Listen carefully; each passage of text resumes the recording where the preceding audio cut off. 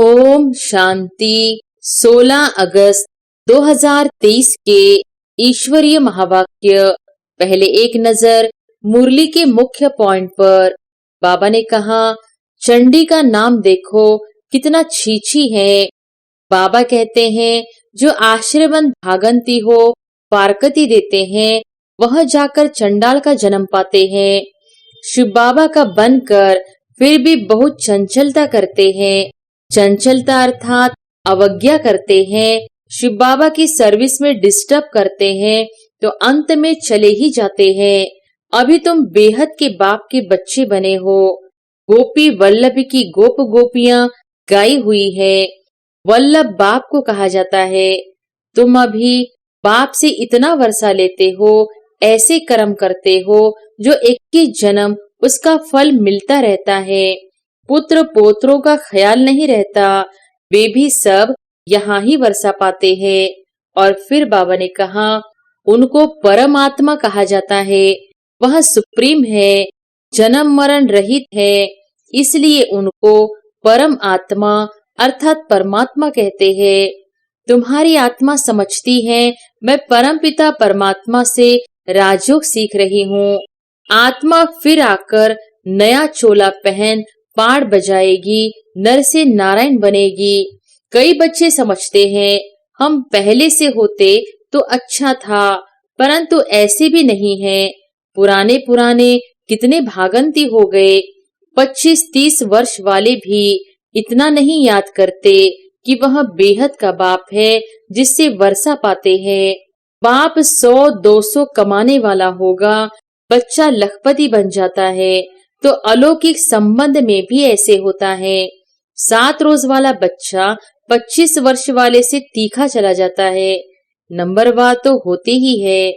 और फिर लास्ट में बाबा ने कहा, कोई झट समझ जाते हैं तो समझा जाता है, इनका पद तो अच्छा देखने में आता है, अच्छा नजदीक का फूल है, तन मन धन अर्पण कर बैठा है, सर्विस में अच्छा लग गया है। बाबा हम ज्ञान नेत्रहीन अंधों की लाठी बना है, ऐसे हमें भी बनना है। तुम 1-2 की लाठी बनते जाते हो। अंधा बनाया है रावण ने, यह तुमको समझाया जाता है। हम है पतित पावन गॉड फादरली स्टूडेंट। इसमें बाप टीचर सदगुरु तीनों ही आ जाते हैं। तुम्हारी अब तीसरी आंख खुली है। तुम शक्तियों की महिमा है, जगदम्बा है, तो बच्चे भी साथ में होंगे। शंख तो है तुम्हारे पास, तो अलंकार जरूर ब्राह्मणों को देना पड़े। और अब सुनते हैं महावाक्यों को विस्तार से। मुरली का सार, मीठे बच्चे, दुरादेशी और विशाल बुद्धि बनो। शिव बाबा के कार्य में कभी डिस्टर्ब नहीं करना। डिस्टर्ब करने वालों को ऊंच पद नहीं मिल सकता। प्रश्न है, इस दुनिया में मनुष्यों को कौन से ख्यालात रहते हैं जो सतयुगी देवताओं को कभी नहीं आएंगे? उत्तर है, यहाँ मनुष्य समझते हैं कि हम कमाएंगे तो हमारे पुत्र पोत्रे खाएंगे, लेकिन यह ख्यालात देवताओं में नहीं होंगे, क्योंकि उनके पुत्र और पोत्रे सब यहाँ से ही वर्षा लेकर जाते हैं। वह समझते हैं हमारी अविनाशी राजाई है, यहाँ ही हर एक अपना अपना पुरुषार्थ कर रहे हैं। गीत है, माता ओ माता तू है जग की भाग्य विधाता। ओम शांति। बच्चों ने माताओं की महिमा सुनी। बच्चे जान चुके हैं किस किस माता की महिमा होती है। माताओं की इतनी महिमा करते हैं तो जरूर होकर गई है। अभी तो वह है नहीं। जो जगदम्बा होकर गई है, उनकी भक्ति मार्ग में महिमा होती है। अब वह क्या करके गई, यह तुम भी नहीं जानते थे। जगदम्बा के मंदिर में जाते हैं, जाकर उनसे कुछ न कुछ मांगते हैं। कोई को बच्चे की आश होगी, कोई आशीर्वाद मांगेंगे। अब जड़ चित्र तो कुछ कर नहीं सकते, न वह समझते हैं, परंतु यह है भक्ति। तुम जानते हो वह पास्ट हो गए हैं। जगदम्बा की महिमा है, एक तो नहीं है। तुम सब ब्राह्मण कुल की पालना करते हो, फिर दैवी कुल की पालना करेंगे। तुम इस समय जैसे कि सारे जगत की पालना करते हो, परंतु कोई जानते नहीं चंडिका देवी का भी मेला लगता है। चंडिका नाम देखो कितना छीछी है। बाबा कहते हैं जो आश्रमन भागंती हो पारकती देते हैं, वह जाकर चंडाल का जन्म पाते हैं। घर में चंचलता करते हैं तो उनको कहा जाता है ना, तुम तो चंडी हो, चंडाल हो। बरोबर तुम देखते हो शिव बाबा का बनकर फिर भी बहुत चंचलता करते हैं। चंचलता अर्थात अवज्ञा करते हैं, शिव बाबा की सर्विस में डिस्टर्ब करते हैं, तो अंत में चले ही जाते हैं। कोई भी ब्रह्मा कुमारी सेंटर में होगी, कुछ चंचलता करेगी, किसको समझा नहीं सकेगी, वह क्रोध करती होगी, तो सब कहेंगे इनमें तो बहुत क्रोध है। अब चंडिका एक तो नहीं, बहुत होती है। देवियों की महिमा भी है। और फिर ऐसे जो चंडिका आदि बनते हैं, उनका भी गायन है। फिर भी ईश्वर के बने हैं। भला कोई चले जाते हैं, फिर भी स्वर्ग में तो आएंगे ना, मालिक तो बनेंगे ना। भला मालिक तो राजा रानी ही बनते हैं, लेकिन प्रजा भी कहेगी हम मालिक है। लोग कहते हैं ना हमारा भारत महान है। आजकल तो गीत में भी गाते रहते हैं भारत बहुत अच्छा था। अभी तुम बेहद के बाप के बच्चे बने हो। गोपी वल्लभ की गोप गोपियां गाई हुई है। वल्लभ बाप को कहा जाता है, गाया भी जाता है एक गोपी वल्लभ की अनेक गोप गोपियां। सतयुग में तो गोपिकाओं आदि की बात ही नहीं है। अभी तुम बच्चे विशाल दुरादेशी बुद्धि बने हो। बुद्धि का ताला खुल गया है। इस जन्म की जीवन कहानी को तुम अच्छी रीति जानते हो। हर एक को नशा तो रहता है ना। अभी बिड़ला है, उनको अपने धन का नशा होगा, समझेंगे मैं सबसे साहूकार हूँ। परंतु तुम जानते हो जो आज साहूकार है वह फिर गरीब बन जाएंगे। तुम्हारी और अन्य मनुष्यों की बुद्धि में रात दिन का फर्क है। कोई को क्या नशा, कोई को क्या नशा रहता है, मैं फलाना हूँ, ऐसे हूँ। उनको ब्रह्मा को भी नशा था ना, मैं बड़ा जोहरी हूँ। अभी समझते हैं वह सभी नशे कौड़ी मिसल है। तुम बच्चों को कितना नशा चढ़ा हुआ है, वह समझते हैं हम कमाएंगे फिर हमारे पुत्र पोत्रे खाएंगे। यहाँ तो वह बात नहीं है। तुम जानते हो हम बेहद के बाप को जानकर उनसे वर्षा पा रहे हैं, जिसकी प्रालब्ध हम ही खुद जन्म बाई जन्म पद पाएंगे। पुत्र पोत्रे आदि सब यहाँ पुरुषार्थ कर रहे हैं, हमारे पोत्रे खाएंगे, यह ख्यालात वहां नहीं रहती। समझते हैं अविनाशी राजा ही है। यहाँ तो राजे लोग समझते हैं पुत्र पोत्रे खाएंगे। तुम अभी बाप से इतना वर्षा लेते हो, ऐसे कर्म करते हो जो 21 जन्म उसका फल मिलता रहता है। पुत्र पोत्रों का ख्याल नहीं रहता, वे भी सब यहाँ ही वर्षा पाते हैं। तुमको कितना ज्ञान है, मनुष्य तो कुछ भी नहीं जानते।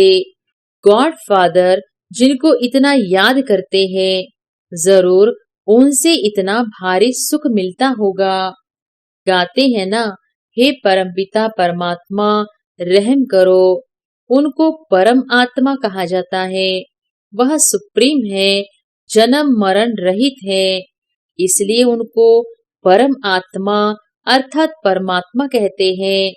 सभी आत्माओं का रूप एक जैसा है। जैसा जैसा पुरुषार्थ करते हैं वैसा पद पाते हैं। इनकी आत्मा अच्छा पढ़ती है तो नारायण बनती है, कोई फिर फेल होंगे तो राम बनेंगे। आत्मा ही बनती है ना। तुम्हारी आत्मा समझती है मैं परमपिता परमात्मा से राजयोग सीख रही हूँ। आत्मा फिर आकर नया चोला पहन पाड़ बजाएगी, नर से नारायण बनेगी। यह तुम बच्चों की बुद्धि में है।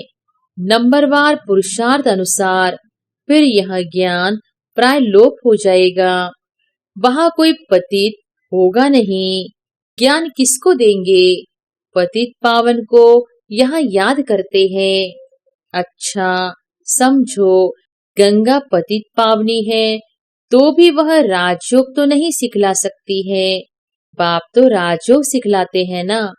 यह सारा ड्रामा का राज आदि से अंत तक तुम बच्चों की बुद्धि में है। तुम सब पढ़ते तो एक ही क्लास में हो, लेकिन नंबरवार हो। शुरू शुरू में 300 की भट्टी थी। गौशाला में हजारों की अंदाज में गौएं हो तो कोई संभाल भी न सके। भट्टी भी थोड़ों की बननी थी। उनमें से भी कई तो चल रहे हैं, कई टूट पड़े। कई बच्चे समझते हैं हम पहले से होते तो अच्छा था, परंतु ऐसे भी नहीं है। पुराने पुराने कितने भागंती हो गए। 25-30 वर्ष वाले भी इतना नहीं याद रखते कि वह बेहद का बाप है जिससे वर्षा पाते हैं। बाबा स्वर्ग का मालिक बनाते हैं, सेकंड की बात है। बाप कहते हैं तुम मेरा बनने से स्वर्ग के मालिक बनेंगे। जीवन मुक्ति तो राजा रानी भी पाते हैं, प्रजा भी पाती है। गाया हुआ है सेकंड में जीवन मुक्ति। बच्चे जो पूरा पढ़ते नहीं वह क्या करते होंगे? चंचलता।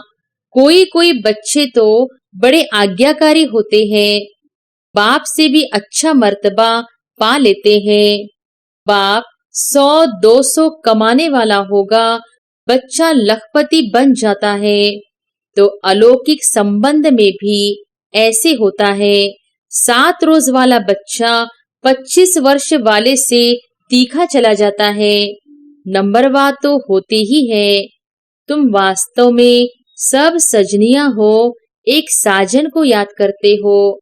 तुम जानते हो बाप आकर हमको सुखधाम का वर्षा देते हैं।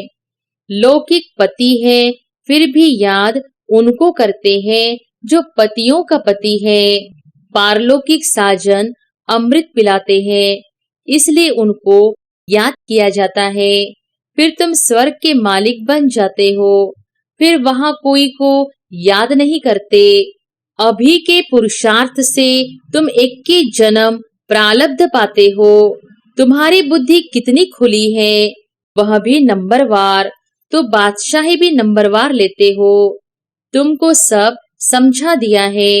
यहाँ अच्छी रीति पढ़ाई पढ़ने से तुम पद भी इतना ऊंच पाएंगे, नहीं तो अनपढ़े पढ़े के आगे भरी ढोएंगे। इसमें पुरुषार्थ बहुत अच्छी रीति करना है। अभी टाइम अच्छा है पुरुषार्थ के लिए। तुम जानते हो जहाँ जीना है वहाँ ज्ञानामृत पीना है अथवा पढ़ते रहना है। सैपलिंग लगाते रहते हैं। कोई झट समझ जाते हैं तो समझा जाता है इनका पद तो अच्छा देखने में आता है। अच्छा नजदीक का फूल है, तन मन धन अर्पण कर बैठा है, सर्विस में अच्छा लग गया है।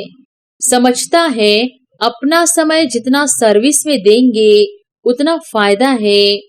जैसे बाबा हम ज्ञान नेत्रहीन अंधों की लाठी बना है, ऐसे हमें भी बनना है। तुम 1-2 की लाठी बनते जाते हो। अंधा बनाया है रावण ने। यह तुमको समझाया जाता है कि इस समय सारी दुनिया लंका है, सब शोक वाटिका में है। नाम रखा है अशोका होटल, वहां खूब मजे उड़ाते हैं। अभी तुम जानते हो बाबा आया हुआ है, महाभारत लड़ाई सामने खड़ी है। यह तो लगनी है, जबकि घर के गेट्स खुलने हैं। द्वापर की तो बात ही नहीं। अभी तो घोर अंधियारा है ना। ब्राह्मणों की रात अब पूरी हुई है, बाबा आया हुआ है। यह बातें तुम बच्चे ही जानते हो।